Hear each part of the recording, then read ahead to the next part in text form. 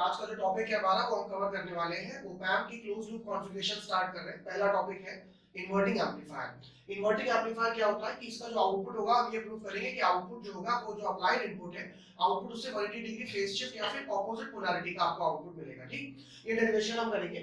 साथ साथ आप यहाँ देखें, यहाँ पर नेगेटिव फीडबैक का इस्तेमाल किया जाता है क्लोज लूप कॉन्फ़िगरेशंस में। देखिए नेगेटिव फीडबैक कैसे, आउटपुट से रेजिस्टेंस लिया गया और ओपैम्प के नेगेटिव टर्मिनल जिसे कि इन्वर्टिंग टर्मिनल कहा जाता है यहाँ पर उसको लगा दिया गया है। ये ओपैम्प का इन्वर्टिंग टर्मिनल है। यदि इस पे इनपुट लगाया तो आउटपुट पे 120 डिग्री का फेज शिफ्ट या ऑपोजिट पोलैरिटी मिलेगी। और यदि ये इसका पॉजिटिव टर्मिनल है जिसे कहते हैं नॉन इन्वर्टिंग टर्मिनल, इस पे आप यदि इनपुट लगाएंगे तो आप देखेंगे हमारे अगले टॉपिक में जो कि है नॉन इन्वर्टिंग एम्पलीफायर, तो आउटपुट की पोलैरिटी पे कोई भी चेंज नहीं आएगा। ठीक, और ओपैम्प जो है is a very high gain differential amplifier. Differential amplifier का मतलब ये होता है फ्रेंड्स कि ये डिफरेंस ऑफ इनपुट वोल्टेजेस को एम्पलीफाई करता है। Fine, difference of input voltage से मतलब V1 V2। अभी हम डेरिवेशन में देखेंगे तो ये चीज हमें क्लियर होती जाएगी। अच्छा, ये बात आती है कि नेगेटिव फीडबैक क्यों? तो नेगेटिव फीडबैक के कई फायदे हैं। नेगेटिव फीडबैक गेन को कंट्रोल करता है, डिस्टॉर्शन को कम करता है, बैंडविड्थ को इंक्रीज करता है और इसकी फिडेलिटी बढ़ जाती है। फिडेलिटी मतलब कि ओपैम्प मच लीनियर आउटपुट देता है यदि आप उसमें नेगेटिव फीडबैक का इस्तेमाल करें। ठीक, चलिए तो ये फायदे हो गए इसके। अब हम सॉल्व करते हैं। बेसिकली ये पूरा का पूरा केसीएल पे टिका हुआ है। सारे कॉन्फ़िगरेशन देखिए हम पढ़ेंगे, inverting, non inverting, inverting summing amplifier, non inverting summing amplifier, subtractor, integrator और डिफरेंशिएटर। ठीक, ये आपके यूनिवर्सिटी एग्जामिनेशन में भी आते हैं इनके ऊपर न्यूमेरिकल्स और डेरिवेशंस, और आपके कॉम्पिटिटिव एग्जाम में भी इनके ऊपर न्यूमेरिकल्स आते हैं। फाइन, चलिए तो हम पढ़ने जा रहे हैं क्या बोलते हैं इन्वर्टिंग एम्पलीफायर। देखिए मैं अज्यूम करता हूं कि यहां से एक करंट जो चला उसका नाम रख दिया मैंने फॉर एग्जांपल I1। ठीक, दूसरी बात, जो करंट ओपैम्प के अंदर चला गया उसका नाम रख दिया मैंने I2, और जो करंट ऊपर से चला गया चूंकि यहां रेजिस्टेंस F लगा तो सिंपलिसिटी के लिए मैं इसका नाम रख देता हूं IF। ठीक, दूसरी इंपॉर्टेंट बात जानना ये जरूरी है कि कुछ असम्पशंस है मेरे पास, और ये वीडियो इसलिए इंपॉर्टेंट है क्योंकि ये असम्पशंस यदि हम यहां समझ गए तो नेक्स्ट वीडियोस में हमें प्रॉब्लम नहीं होगी। असम्पशंस ये है कि ओपैम्प के अंदर जाने वाला सारा करंट जो होगा वो मैं क्या अज्यूम करूंगा, that is always zero. Fine, यानी कि current entering inside op-amp is always zero. अच्छा फ्रेंड्स, यहां पर एक बात और बता दें आपको कि एक आइडियल ओपैम्प की यदि बात करें तो एक आइडियल ओपैम्प में जो उसका डिफरेंशियल गेन होता है, डिफरेंशियल गेन जो होता है जिसे हम डिनोट करते हैं एडी से, डिफरेंशियल गेन को हम डिनोट करते हैं एडी से, वो हमेशा क्या होता है, इनफाइनाइट। डिफरेंशियल गेन क्या होता है, इनफाइनाइट। और डिफरेंशियल गेन को डिफाइन कैसे करते हैं, डिफरेंशियल गेन होता है output voltage upon differential input. और यहां पे क्या बताया, ये क्या होना चाहिए आपका, इनफाइनाइट। अच्छा, ये वीआईडी क्या है, डिफरेंशियल इनपुट क्या है, तो डिफरेंशियल इनपुट ये है फ्रेंड्स हमेशा V1 V2। ठीक, तो ये तीनों बातें यहां पर हो गई कि डिफरेंशियल इनपुट V1 V2 है। ओपैम्प का आइडियली ओपैम्प का जो गेन है वो इनफाइनाइट होता है, और डिफरेंशियल गेन है क्या, P0 by VID equal to AD equal to infinite। Friends ये टर्म अगर आपको इनफाइनाइट बनानी है तो इसके लिए आप जानते हैं क्या होना जरूरी है, इसके लिए जो VID है उसका 0 के बराबर होना जरूरी है। फाइन, तो यदि इसे इनफाइनाइट बनाना है then VID must be equal to 0, और अगर VID equal to 0 है तो आप जानते हैं V1 किसके बराबर हो जाएगा, आपका V2 के बराबर। यहां से यहां तक की लिखी हुई बातें एक अपने आप में टॉपिक है ओपैम्प का जिसे कहा जाता है वर्चुअल ग्राउंड, यानी कि there exists a virtual short circuit between the two terminals of opamp. यानी कि जो वोल्टेज यहां होगा वही वोल्टेज यहां होगा हमेशा, यानी कि इनका डिफरेंस हमेशा क्या होना चाहिए, जीरो।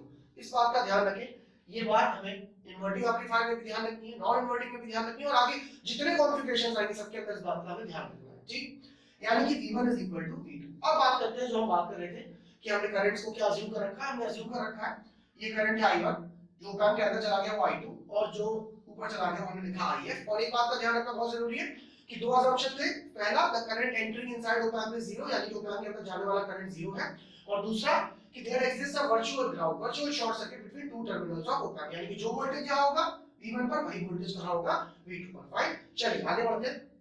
अब कुछ नहीं बचा, बहुत सिंपल है। तो मैंने इस नोड का नाम अगर 2 रखा हुआ तो मैं उस पे केसीएल लगा रहा हूं, यदि add apply KCL eight node 2।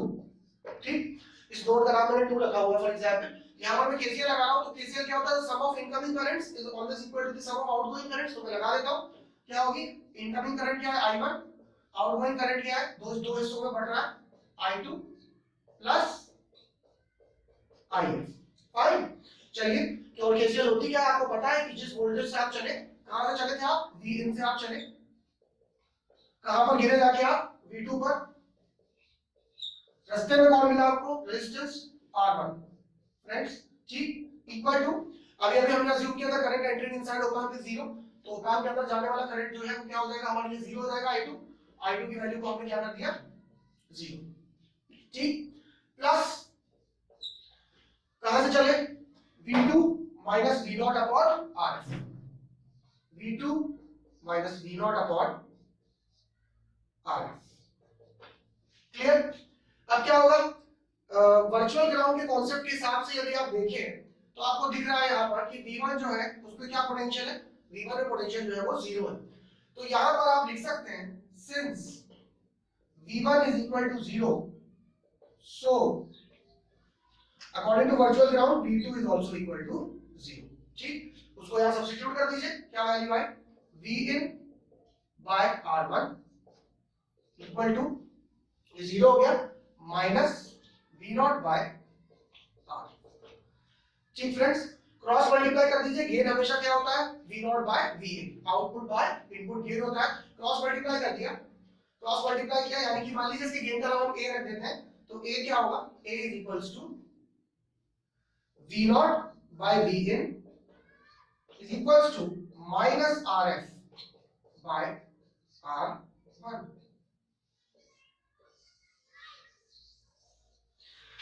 तो यहां आप देखें क्या दिखा आपको कि जो गेन आपने है वो क्या प्रूफ किया आपने, गेन क्या है आपका V0 by Vin is equals to minus RF by R1, यानी कि आउटपुट वोल्टेज क्या है, आउटपुट वोल्टेज है minus RF by R1 into Vin। यहाँ पर आप देखिए कि आउटपुट इनपुट वोल्टेज आपने Vin अप्लाई किया, लेकिन आउटपुट जो आपको मिला वो नेगेटिव मिला, उसकी पोलैरिटी जो है वो बदली हुई मिली। ठीक, अब इसके कैसे आ सकता है, या तो ये डेरिवेशन एग्जाम में आ जाएगा, या फिर मान लीजिए ऐसा कोई सर्किट बन के आ गया, आपको वैल्यूज दे दी और आपसे कहा गया कि क्या बोलते हैं कैलकुलेट करके बताइए गेन या वो। अच्छा, एक और मोस्ट इंपॉर्टेंट चीज जो आ जाती है कभी-कभी एग्जाम में, जो मैं आपको ऐसे ही बता देता हूं, कभी-कभी वो ये कहेंगे कि डिजाइन करिए आप एक इन्वर्टिंग एम्पलीफायर, और जिसका गेन दे देंगे कि design an inverting amplifier whose gain is -5। तो फ्रेंड्स वो ऐसे क्वेश्चन में आपसे ये मांग रहे हैं कि वो चाहते हैं कि आप एक ऐसा डायग्राम उन्हें बना के दें जिस डायग्राम में क्या हो, गेन हमेशा इन्वर्टिंग एम्पलीफायर का -5 आए। फॉर एग्जांपल हम किसी को यही छोटे से न्यूमेरिकल को अगर यही सॉल्व कर दें आपके लिए, तो देखिए अगर मैं बोलूं, देखिए ध्यान से, अगर मैं बोलूं कि एक ऐसा ऑप-एम्प डिजाइन करो जिसका गेन -5 हो, ठीक, आप जानते हैं कि गेन का फार्मूला क्या होता है, -RF बाय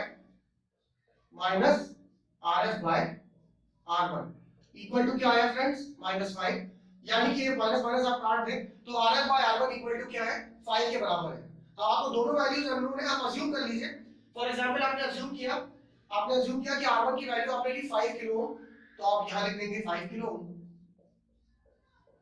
और उसी अनुपात में RF की वैल्यू कितनी हो जाएगी यहां पर, 25 किलो। यानी कि इस तरीके का डिजाइनिंग का न्यूमेरिकल भी एग्जाम में आ सकता है, जो आपको क्या करना है, केवल अपने फॉर्मूले को याद रखना है और उसमें आप सब्स्टिट्यूट कर दीजिए, एक वैल्यू अज्यूम कर लीजिए, दूसरी वैल्यू आप इजीली कैलकुलेट कर लेंगे।